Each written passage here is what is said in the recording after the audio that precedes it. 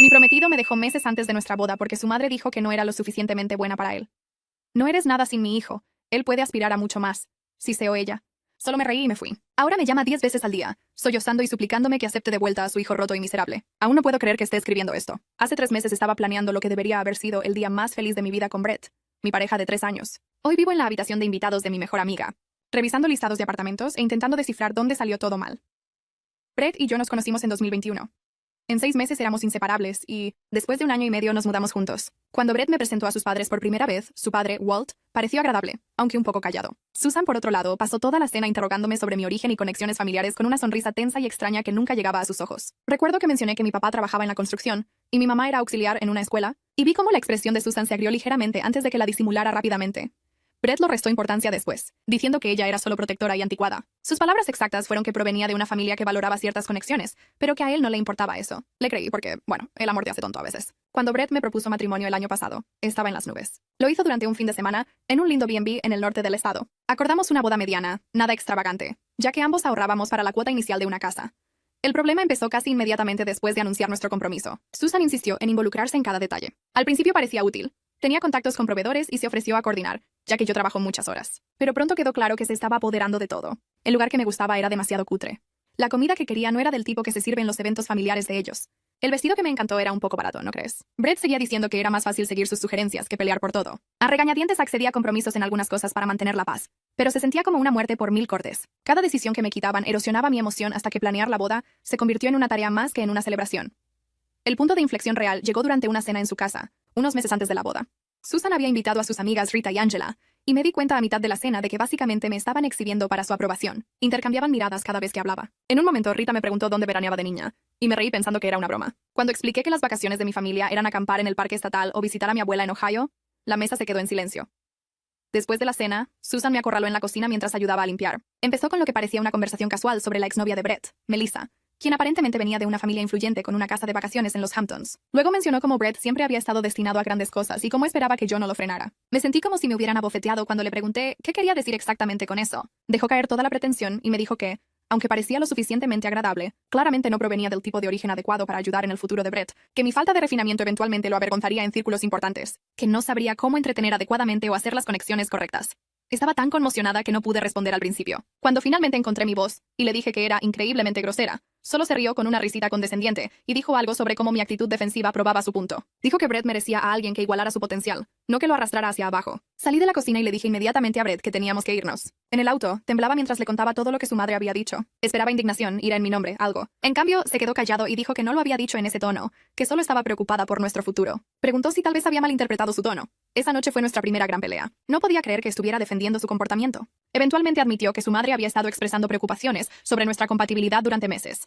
Aparentemente, le había llenado la cabeza de dudas sobre si yo encajaría en el futuro que imaginaba. Lo peor es que en realidad la estaba escuchando. Durante las siguientes 2 semanas, las cosas se deterioraron rápidamente. Brett se volvió distante y empezó a quedarse hasta tarde en el trabajo. Cuando estaba en casa, sacaba preocupaciones aleatorias sobre nuestra relación que nunca habían existido antes, como si nuestras diferencias de origen causarían problemas al criar hijos, o si me sentiría cómoda en los eventos de su empresa.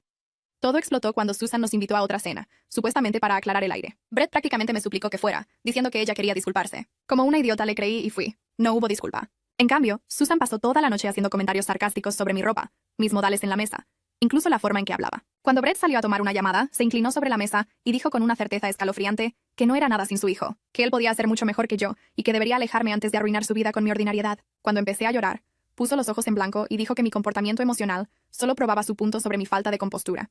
Cuando Brett regresó, yo estaba recogiendo mis cosas para irme. Cuando preguntó qué pasó, Susan puso una cara de preocupación y dijo que yo había reaccionado exageradamente a un consejo amable sobre la planificación de la boda. Estaba harta. En el auto, le conté exactamente qué había pasado y dije que necesitaba elegir. O cortábamos el contacto con su madre hasta que me respetara, o la boda se cancelaba. Esperaba que finalmente se pusiera de mi lado. No lo hizo. En cambio, dijo que tal vez su madre tenía razón, que tal vez nos estábamos apresurando, que tal vez veníamos de 2 mundos diferentes. Para hacerla funcionar, el hombre que amaba, quien había jurado que no le importaba el estatus o el origen, de repente estaba repitiendo las tonterías clasistas de su madre. Me quité el anillo de compromiso y lo puse en el tablero. Le dije que me dejara en casa de Angela en lugar de nuestro apartamento. Ni siquiera intentó detenerme cuando salí del auto. Al día siguiente, mientras Brett estaba en el trabajo, empaqué la mayoría de mis cosas de nuestro apartamento. Dejé mi llave y una nota diciendo que arreglaría para recoger el resto más tarde. Bloqueé el número de su madre inmediatamente, aunque mantuve el de Brett desbloqueado por si entraba en razón. Me texteó unos días después con un mensaje patético sobre cómo estaba confundido y necesitaba tiempo para pensar. Le respondí que no había nada que pensar. ¿O estaba dispuesto a construir una vida conmigo basada en amor y respeto? ¿O no? Su respuesta, que tal vez deberíamos tomar un descanso hasta después de su gran proyecto de trabajo, y luego reevaluar. Esa fue mi respuesta. 3 años juntos y ni siquiera podía romper conmigo adecuadamente. Solo quería mantenerme colgada mientras reevaluaba. Le dije que no me contactara de nuevo. Según amigos en común, Brett les ha estado diciendo a todos que decidimos mutuamente cancelar la boda por diferencias en metas de vida. Mientras tanto, yo me he lanzado a reconstruir mi vida. Ayer recibí un mensaje de voz de Susan. No sé cómo consiguió mi nuevo número, pero estaba sorbiendo y preguntando si podíamos hablar de Brett. No escuché todo antes de borrarlo. Cualquier drama que esté pasando en su perfecto mundito no es mi problema ahora. Sé que esto fue largo, pero necesitaba desahogarme. La boda habría sido la próxima semana. En cambio, me estoy yendo de viaje sola a un alquiler en la playa que encontré en Airbnb. No es la luna de miel que imaginé, pero tal vez sea exactamente el nuevo comienzo que necesito. Primero que nada, gracias tanto por todo el apoyo en mi publicación original. El primer mes después de la ruptura fue honestamente un borrón. Me quedé en el sofá cama de Angela más tiempo del planeado. Ella es literalmente una santa. Cada mañana me despertaba desorientada, extendiendo la mano hacia Brett antes de recordar todo lo que pasó. Se me quitó el apetito y perdí 10 libras sin intentarlo. Angela empezó a dejar barras de proteína en la mesa de café porque me olvidaba de comer. Pasé mucho tiempo solo mirando listados de apartamentos sin llamar a nadie. Algo en dar ese paso se sentía tan final. Angela nunca me presionó, pero después de unas 3 semanas, sugirió suavemente que fuéramos a ver un lugar que acababa de abrirse en el edificio de su amiga. El apartamento no era nada especial. Solo un pequeño de un dormitorio con una cocina apenas lo suficientemente grande para darme la vuelta. Pero estaba dentro de mi presupuesto, y a solo 15 minutos en auto del trabajo. Firmé el contrato el mismo día. Mudarme fue otro obstáculo. Había dejado la mayoría de mis muebles en el lugar de Brett, porque no podía lidiar con organizar mudanzas mientras me sentía como un desastre emocional. Ángela y su novio me ayudaron a recoger lo esencial de IKEA. Una cama, un pequeño sofá, una mesa de comedor que hace de escritorio. El apartamento se quedó bastante vacío durante semanas. Simplemente no podía reunir la energía para hacerlo sentir como un hogar. El trabajo se convirtió en mi salvavidas. Llegaba temprano, me iba tarde y me ofrecía para proyectos extras solo para evitar sentarme sola en mi apartamento vacío. Mi jefa notó y empezó a darme más responsabilidades, coordinar con otros departamentos, capacitar al nuevo empleado, ese tipo de cosas. Pero se sentía bien ser necesitada, valorada. Unos 2 meses después de la ruptura, me topé con Nick, el hermano de Brett, en el supermercado. Casi me escondo detrás del estante de cereales cuando lo vi, pero me vio primero. Me sorprendió que se me acercara, pareciendo genuinamente incómodo. Me dijo que lo sentía por lo que pasó y que había discutido con su mamá sobre cómo me trató. Fue incómodo, pero extrañamente validante oír que alguien de la familia de Brett reconociera que me habían hecho daño. Ahí fue cuando oí por primera vez que las cosas no iban bien para Brett. Le agradecí la disculpa, pero mantuve la conversación breve. No estaba lista para ser arrastrada de vuelta a ese mundo, ni siquiera periféricamente. Una semana después, mi antigua compañera de cuarto de la universidad me invitó a una fiesta. Casi no voy, pero Angela prácticamente me empujó por la puerta, insistiendo en que necesitaba recordar cómo ser una persona de nuevo. Tenía razón, aunque nunca se lo admitiría en su cara. La fiesta fue donde conocí a Matt. Era el primo de mi roommate de visita de fuera de la ciudad. Terminamos en el mismo círculo de conversación, hablando de cosas aleatorias. Me pidió mi número al final de la noche y me sorprendí dándoselo. Nuestra primera cita fue un café un domingo por la tarde. Baja presión, casual. Era fácil hablar con él y por primera vez en meses pasé horas sin pensar en Brett. Matt trabaja en algo completamente diferente al campo de Brett. Vive en un apartamento modesto similar al mío y tiene una familia refrescantemente normal que no parece preocuparse por casas de verano o hacer las conexiones correctas. Cuando le conté sobre mi ruptura, la versión condensada, solo escuchó sin intentar arreglar nada ni ofrecer clichés. Alrededor del mes 3 post-ruptura, surgió una oportunidad inesperada en el trabajo. Mi empresa se estaba reestructurando, creando un nuevo equipo y necesitaban a alguien para asumir más responsabilidad. Mis esfuerzos extra de los meses anteriores aparentemente no habían pasado desapercibidos. Mi gerente me animó a postularme, aunque me advirtió que el puesto implicaría más horas y estrés. Casi no lo intenté. Mi confianza aún estaba tambaleante, pero pensé que no tenía nada que perder. El proceso de entrevista fue agotador. 3 rondas con varios jefes de departamento, una presentación que perfeccioné hasta las 2 a.m. y una reunión final con la alta dirección. Honestamente no pensé que lo conseguiría. Había otros candidatos con más experiencia, pero 2 semanas después, mi gerente me llamó a su oficina para ofrecerme el puesto. La promoción venía con un aumento significativo que significaba que finalmente podía dejar de estresarme por pagar el alquiler cada mes. No era dinero que cambiara la vida, pero era suficiente para empezar a reconstruir mi fondo de emergencia, que se había agotado durante el caos post-ruptura. Estaba procesando esta noticia cuando me topé con Rita, la amiga chismosa de Susan, en el centro comercial. Estaba comprando ropa profesional para mi nuevo rol y me vio saliendo de una tienda. Se actuó excesivamente amistosa, como si hubiéramos sido cercanas antes. Después de un pequeño charla incómoda, soltó lo que parecía información planeada con cuidado. Brett había perdido su trabajo.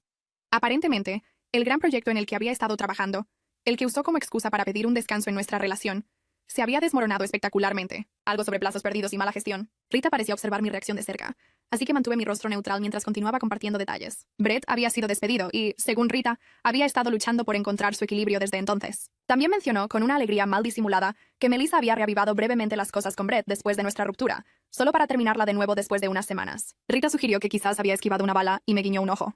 Más tarde esa semana tuve otro encuentro extraño. Estaba cenando con Matt en un nuevo restaurante en el centro cuando vi a Susan al otro lado del salón. Estaba con Walt y otra pareja que no reconocí. Nuestros ojos se encontraron brevemente y miré hacia otro lado rápidamente, con el corazón acelerado. Esperaba que me ignorara o quizás me diera una de sus famosas miradas frías. En cambio, se acercó a nuestra mesa mientras Walt observaba con una expresión de horror leve. Me saludó como si fuéramos viejas amigas, comentando lo maravillosa que me veía. Preguntó por mi nuevo trabajo. ¿Cómo demonios lo sabía? Y elogió mi atuendo. Matt se veía confundido pero educado mientras lo presentaba torpemente. La sonrisa de Susan se tensó casi imperceptiblemente cuando se dio cuenta de que estaba en una cita, pero mantuvo su fachada amistosa. Antes de irse mencionó que todos me extrañaban y que esperaba que pudiéramos ponernos al día adecuadamente algún día. Logré una respuesta no comprometedora y finalmente regresó a su mesa. Matt lo tomó con calma cuando le expliqué quién era, aunque comentó que parecía intensa. La rareza continuó. Una semana después, Angela me reenvió un mensaje de Facebook que había recibido de Brett, preguntando cómo estaba y si veía a alguien. No había respondido, sabiendo que no querría que compartiera detalles de mi vida con él. Estaba agradecida por su lealtad, pero inquieta por su repentino interés. A través de amigos en común, supe más sobre la situación de Brett. Después de perder su trabajo, aparentemente se había mudado de vuelta con sus padres mientras buscaba empleo. La vida perfecta que Susan había imaginado para él se estaba desmoronando, y por lo que oí, ella no lo estaba manejando bien. Intenté no pensar mucho en ellos. Mi relación con Matt progresaba de manera natural, sin prisas, solo conexión genuina. Habíamos estado viéndonos por unos 2 meses, tomando las cosas con calma. Venía a menudo a mi apartamento, ayudándome a hacer que el espacio se sintiera más como un hogar. Instalamos estanterías para mis libros un fin de semana y colgamos algo de arte el siguiente. Toques pequeños que hacían que el lugar se sintiera menos temporal. Mi nuevo puesto en el trabajo era desafiante pero satisfactorio. Algunos días, llegaba a casa completamente agotada, cuestionando si estaba a la altura, pero en general estaba orgullosa de mí misma por dar el salto. Mi equipo me respetaba y finalmente empezaba a creer que merecía la oportunidad. Entonces, el viernes pasado, todo cambió de nuevo. Estaba saliendo del trabajo cuando mi teléfono vibró con una notificación. Un mensaje de voz de un número desconocido. Casi lo borré sin escuchar. Probablemente solo otra llamada spam sobre la garantía extendida de mi auto, pero algo me hizo reproducirlo. Era Susan. Su voz espesa con lo que sonaba como lágrimas. Dijo que había estado intentando contactarme, que necesitaba hablar conmigo de Brett, que no estaba bien, que había cometido un terrible error, que haría cualquier cosa para arreglar las cosas entre nosotras. Hace 6 meses, esta mujer me dijo que no era nada sin su hijo. Ahora prácticamente suplicaba mi ayuda. No le devolví la llamada. En cambio, fui al lugar de Matt como habíamos planeado, pero el mensaje de voz seguía reproduciéndose en mi cabeza toda la noche. Matt notó que algo andaba mal y preguntó qué pasaba. Cuando se lo conté, no me dijo qué hacer ni ofreció soluciones. Solo preguntó qué quería yo, qué me daría paz. Me desperté esa mañana con 3 llamadas perdidas más de Susan y un texto de un número que no reconocí, pero que asumí era el nuevo teléfono de Brett. Aún no lo he abierto. Supongo que mi pregunta ahora es, ¿me involucro en absoluto?